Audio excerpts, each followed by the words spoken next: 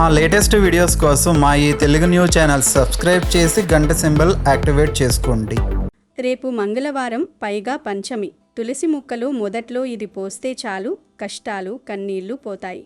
మంగళవారం రోజున తులసి ముక్క వద్ద చేసే ఈ ప్రత్యేకమైన ఆధ్యాత్మిక పరిహారం మీ జీవితంలోని కష్టాలను, కన్నీళ్లను శాశ్వతంగా దూరం చేసి అఖండ ఐశ్వర్యాన్ని మరియు సుఖ సంతోషాలను ప్రసాదిస్తుంది.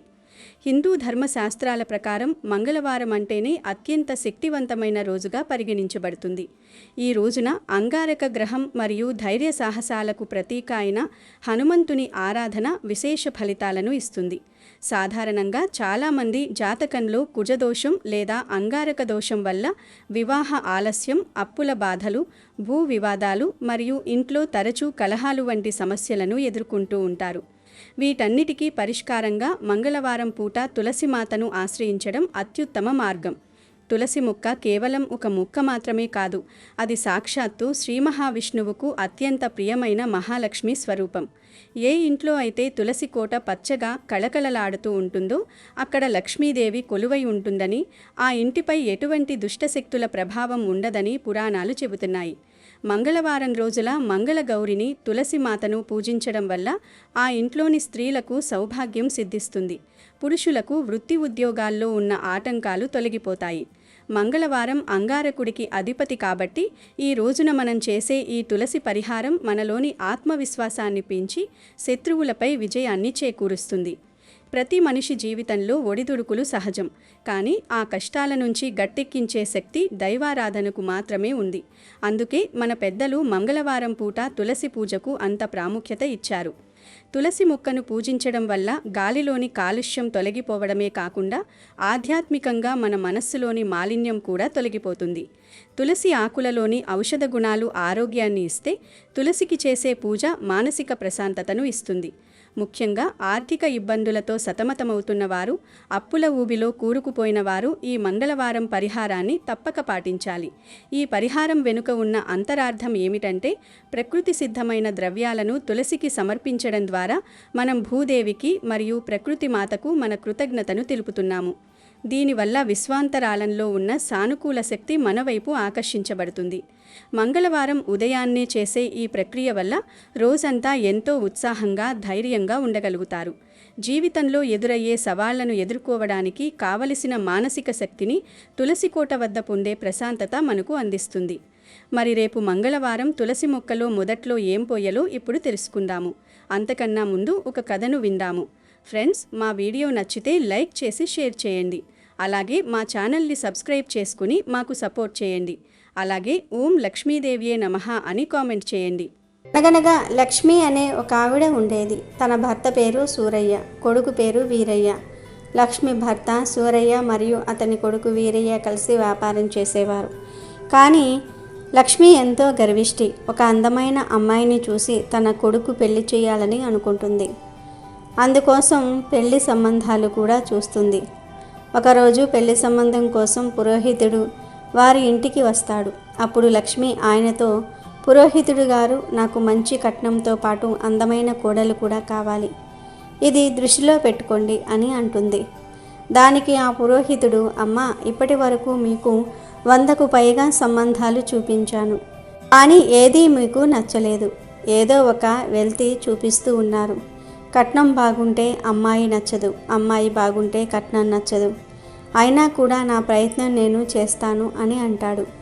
అప్పుడు లక్ష్మి భర్త సూరయ్య అక్కడకు వచ్చి నవ్వుతూ ఇలా అంటాడు, పురోహితుడు గారు, అమ్మాయి ఎలా ఉన్నా లక్ష్మికి కట్నం మాత్రం బాగా కావాలి, ఇంకా 4 చక్రాల బండి కూడా కావాలి అని అంటాడు. అప్పుడే వీరయ్య అక్కడికి వస్తాడు. అప్పుడు వీరయ్యను చూసి తండ్రి, ఏం వీరయ్య, ఏమంటావు, నీకు కూడా ఏమైనా కావాలా అని అడుగుతాడు. మీకు ఎలా నచ్చితే అలా చేయండి నాన్న, నేను మీకు నచ్చిన అమ్మాయినే పెళ్లి చేసుకుంటాను అంటాడు వీరయ్య. ఇది కదా నా మంచి కొడుకు మాట అని మురిసిపోతారు.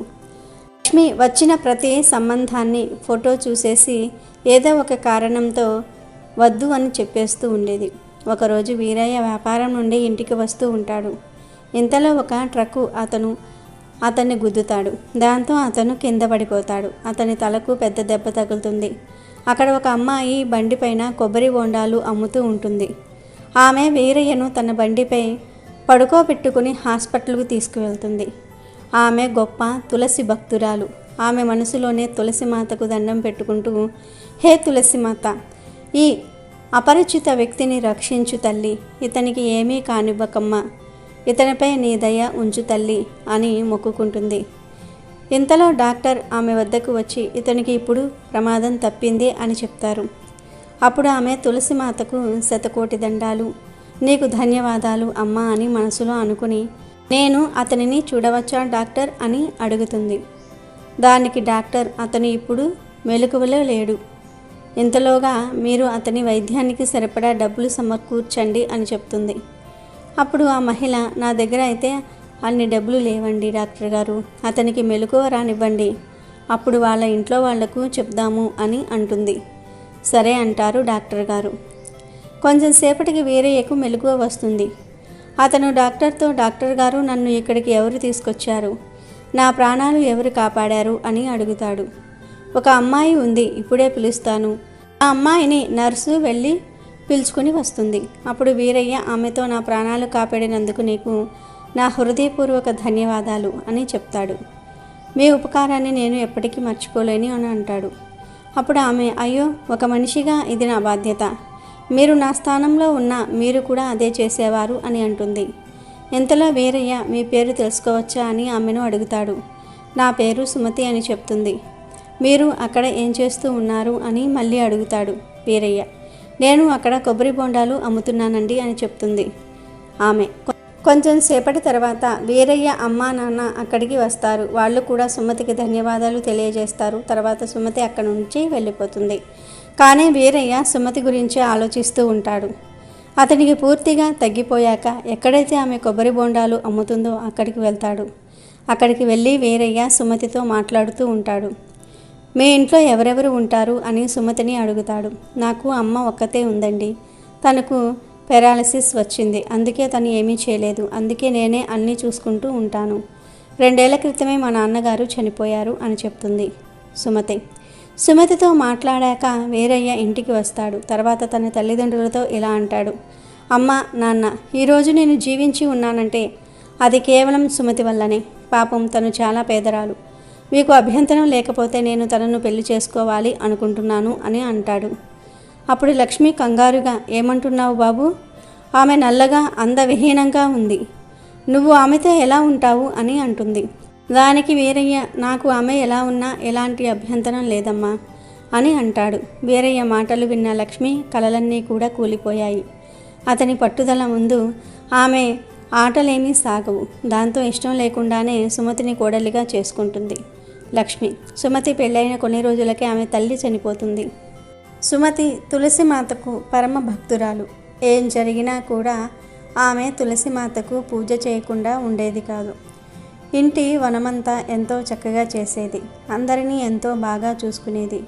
కానీ ఆమె ఎలాంటి కట్నం తీసుకురానందున లక్ష్మికి ఆమె అంటే నచ్చేది కాదు. ఎప్పుడు చూసినా ఏదో ఒకటి అంటూ ఉండేది.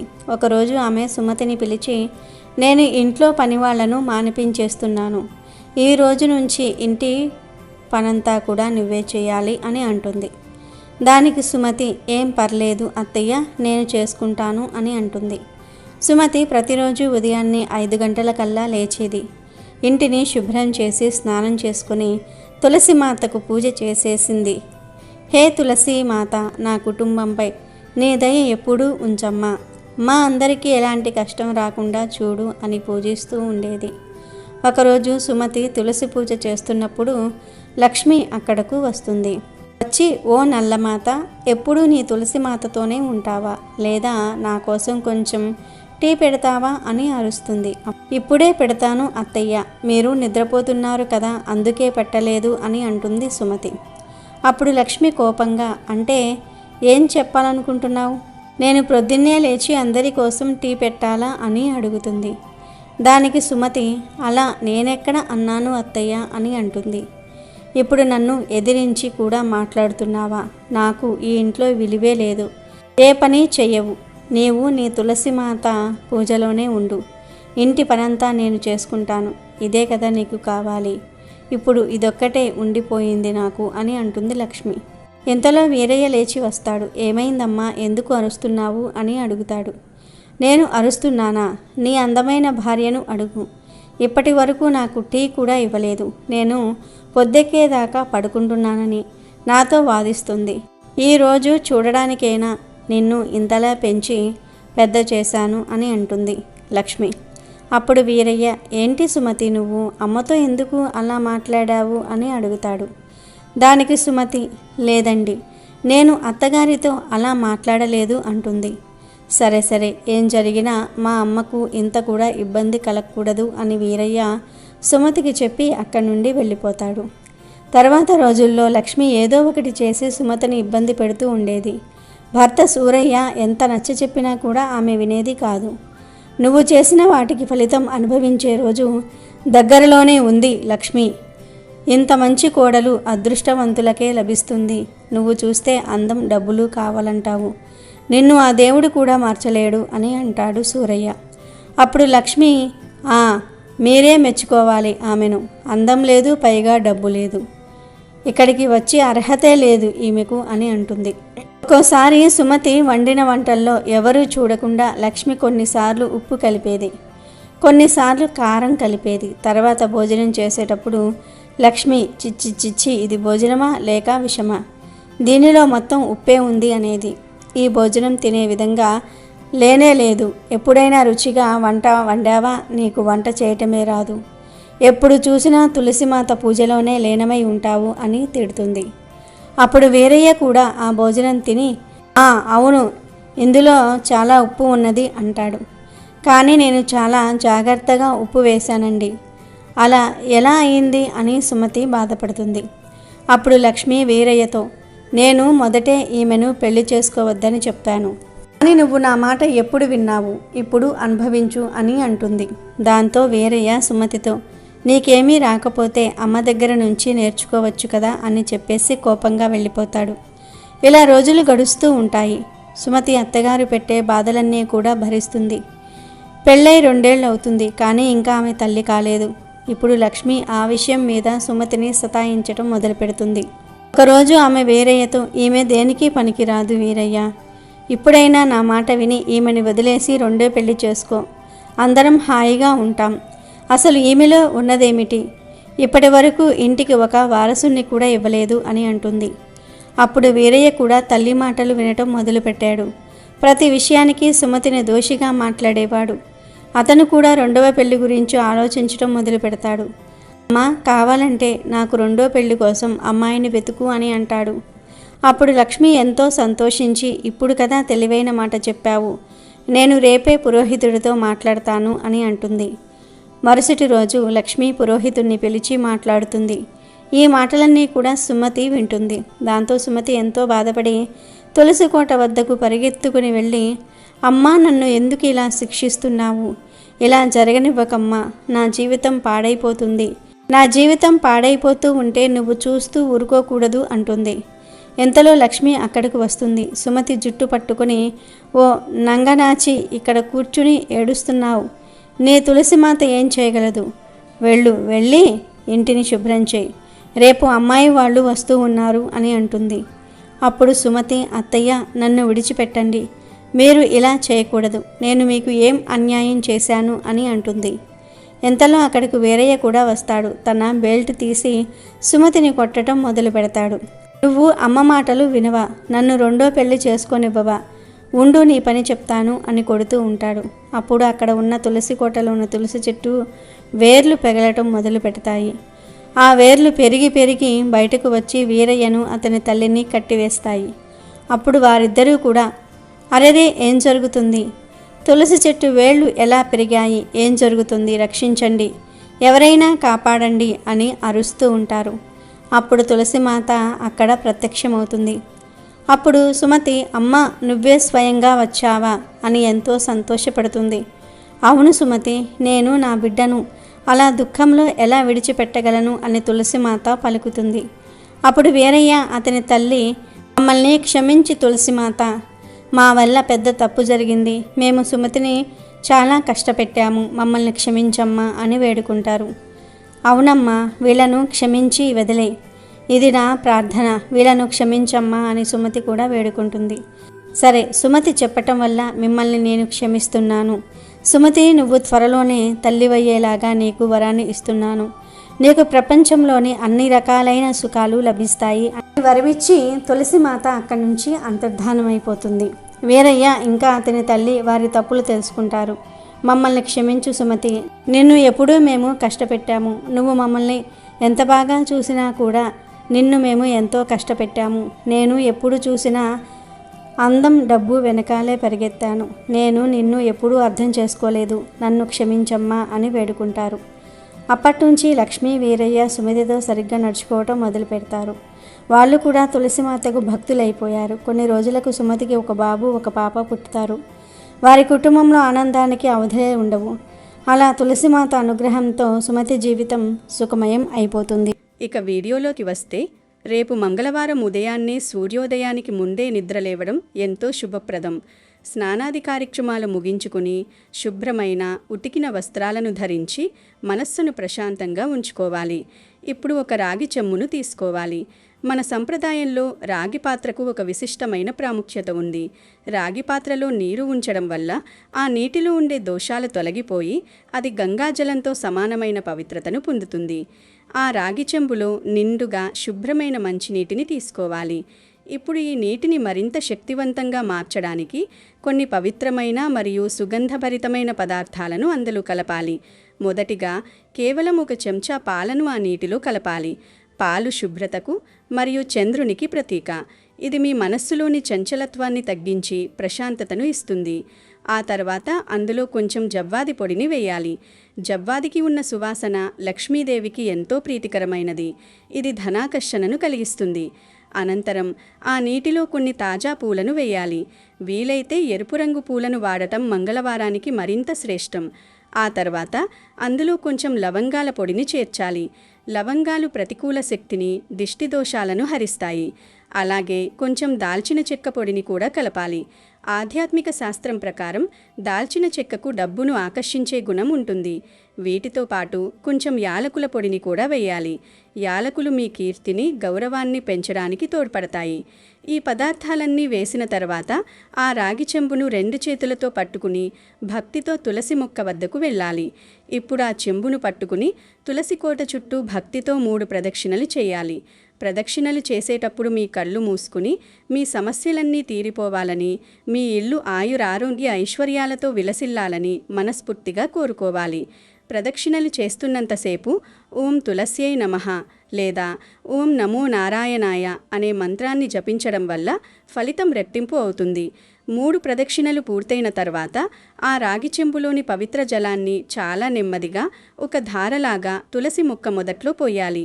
ఇలా నీటిని పోసేటప్పుడు ఆ నీటిలోని సుగంధ ద్రవ్యాల వాసనను పీల్చడం వల్ల మీలోని నరాల వ్యవస్థ ఉత్తేజితమై మనస్సు ఉత్తేజంగా మారుతుంది.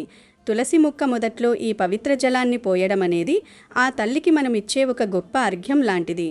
ఈ ప్రక్రియ పూర్తయిన తర్వాత తులసి మొక్క దగ్గర ఒక మట్టి ప్రమిదను ఉంచి అందులో ఆవు నెయ్యి లేదా నువ్వుల నూనెను పోసి 2 ఒత్తులు వేసి దీపం వెలిగించాలి. దీపం వెలిగించిన తర్వాత ఆ జ్యోతిని చూస్తూ మీ సంకల్పం చెప్పుకోవాలి. సంకల్పం అంటే మీరు ఈ పూజను ఏ ఉద్దేశంతో చేస్తున్నారో దేవుడికి నివేదించడం.